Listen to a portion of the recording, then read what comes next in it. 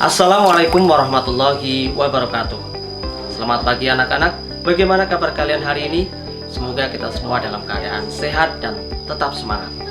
Nah, pada kesempatan kali ini Pak Guru ingin mengajak kalian untuk membahas isi dari kandungan surat At-Tin. Seperti yang sudah kita pelajari bersama, bahwasanya surat At-Tin itu merupakan surat yang ke-95 yang turun setelah surat Al-Buruj dan memiliki arti buah tin. Di dalam surat At-Tin itu tersendiri terdapat beberapa hikmah serta kandungan hal ini yang akan kita pelajari bersama di dalam pertemuan kali ini. Namun sebelum kita mulai, marilah kita terlebih dahulu berdoa bersama agar diberikan kemudahan serta kelancaran oleh Allah Subhanahu wa taala. Amin ya rabbal alamin. Berdoa mulai. Bismillahirrahmanirrahim. Rabbi zidni ilma warzuqni fahma. Rabbi israhli sadri wa yassirli amri wahlul 'uqdatam min lisani yafqahu qawli. Amin. Sedangkan untuk tujuannya adalah yang pertama, menerima surat Al-Adiyat dan surat At-Tin sebagai firman Allah Subhanahu wa taala. Yang kedua, memahami arti dan isi kandungan surat Al-Adiyat dan surat At-Tin. Yang ketiga, menunjukkan hafalan surat Al-Adiyat dan juga surat At-Tin. Yang keempat, menjelaskan isi kandungan surat Al-Adiyat dan surat At-Tin. Nah, sekarang mari kita mulai pelajaran pada hari ini. Kandungan surat At-Tin. Pada ayat yang pertama, Wattini wazzaitun, artinya demi buah tin dan buah zaitun. Tin adalah buah yang enak dan lembut serta cepat dicerna. Dia menjadi obat yang banyak manfaatnya, memperhalus fisik, mengencerkan dahak, membersihkan ginjal, menghancurkan batu pada saluran seni, menggemukkan badan, melonggarkan rongga hati dan juga limpa. Sedangkan zaitun adalah buah yang memiliki keistimewaan karena kandungan minyaknya yang melimpah sehingga dapat dipergunakan di daerah yang kurang memiliki minyak. Pada ayat yang kedua yang berbunyi Waturi sinin, yang artinya demi Gunung Sinai. Gunung Sinai terletak di semenanjung Sinai.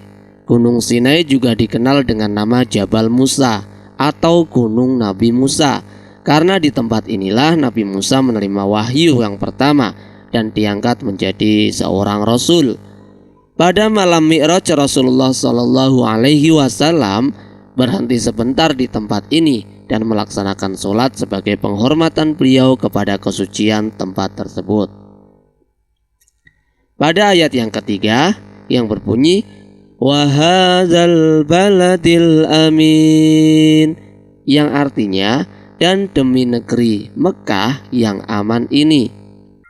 Kota yang aman adalah kota Mekah. Kota ini disebut dengan kota yang aman karena siapapun yang memasukinya terjaga keamanan serta keselamatannya. Nah, kota Mekah juga disebut juga Ummul Qura dan tanah yang aman. Kota ini banyak menyimpan sejarah sejak zaman Nabi Ibrahim alaihi salam. Pada ayat yang keempat yang berbunyi Laqad khalaqnal insana fi ahsani taqwim, sesungguhnya kami telah menciptakan manusia dalam bentuk yang sebaik-baiknya.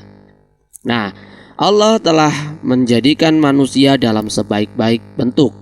Proses kejadian manusia tidak sama dengan kejadian makhluk-makhluk lain. Manusia memiliki akal, jasmani, rohani, serta nafsu. Anggota tubuh manusia serasi dan seimbang sehingga tampak indah, cantik, dan memudahkan untuk melakukan berbagai macam kegiatan. Sedangkan hewan hanya memiliki jasmani dan nafsu saja. Sebagai manusia harus mampu menjaga keseimbangan yang dimilikinya agar supaya menjadi manusia yang mulia. Apabila manusia mengutamakan nafsunya, maka ia turun derajatnya seperti hewan. Selain rohani, manusia juga dibekali akal dan pikiran agar supaya dapat membedakan mana yang baik dan mana yang buruk. Pada ayat yang kelima, "Tsumma radadnahu asfala safilin." Kemudian kami kembalikan dia ke tempat yang serendah-rendahnya. Allah Subhanahu wa ta'ala mengingatkan kepada manusia, sekalipun mereka sempurna tetapi dapat turun derajatnya karena pengetahuan, sikap dan perilakunya apabila telah keluar dari aturan yang telah ditetapkan oleh Allah Subhanahu wa ta'ala melalui Rasul-Nya. Pada ayat ke-6 yang berbunyi, illalladzina amanu wa amilus solihati falahum ajrun ghairu mamnun. Kecuali orang-orang yang beriman dan mengerjakan kebajikan, maka mereka akan mendapat pahala yang tidak ada putus-putusnya. Orang-orang yang tidak pernah hina adalah mereka yang beriman dan melaksanakan amal soleh. Orang yang demikian itu akan selamat dari kehinaan dunia dan akhirat. Contohnya adalah beribadah kepada Allah Subhanahu wa ta'ala, gemar bersedekah dan ikhlas menolong, serta masih banyak lagi contoh amal soleh yang lainnya. Pada ayat yang ke-7, "Fama yukadzibuka ba'du biddin." Maka apa yang menyebabkan mereka mendustakanmu tentang hari pembalasan setelah adanya keterangan-keterangan itu? Pada hari kiamat nanti ada hari pembalasan terhadap perbuatan manusia yang baik dan yang buruk. Manusia seharusnya tidak meragukan adanya hari pembalasan karena Allah Subhanahu wa ta'ala sudah menunjukkan bukti-buktinya. Allah Subhanahu wa ta'ala memberikan akal pada manusia untuk berpikir tentang ciptaannya dan hati untuk merasakan iman. Pertanyaan Allah Subhanahu wa ta'ala itu untuk mengingatkan adanya hari kiamat agar manusia tidak lupa dan lalai sehingga terjerumus dalam dosa dan kehinaan. Pada ayat yang ke-8 yang berbunyi, "Alaihissallahu biahkamil hakimin." Bukankah Allah adalah hakim yang paling adil? Allah Subhanahu wa ta'ala adalah yang maha mengetahui, sebagus-bagus pencipta dan pengatur segala urusan. Allah Subhanahu wa ta'ala yang memberikan keputusan atas segala persoalan. Tiada perbuatan walau sekecil atom pun yang dapat terlepas dari pengadilannya. Pengadilan Allah Subhanahu wa ta'ala adalah sebaik-baik pengadilan atau sebaik-baik pembuat keputusan. Allah yang maha pengasih kepada hambanya, ia senantiasa mengingatkan agar manusia tidak lupa diri. Jika manusia itu masih melakukan dosa, maka karena keadilannya manusia akan menanggung akibat dan pembalasan atas dosanya itu. Allah juga menyiapkan kenikmatan bagi orang-orang yang menjalankan perintahnya. Nah, dengan memahami kandungan surat At-Tin ini, kita dapat menerapkannya dalam kehidupan sehari-hari.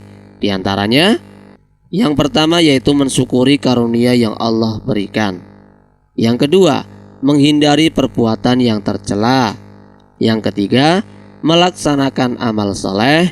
Yang keempat, menunaikan ibadah kepada Allah. Yang kelima, saling mengingatkan tentang akan adanya hari akhir. Yang keenam yaitu memutus perkara dengan seadil-adilnya. Alhamdulillahirabbil alamin. Pelajaran kita telah selesai hari ini. Sekarang kita mengerjakan tugas ya anak-anak.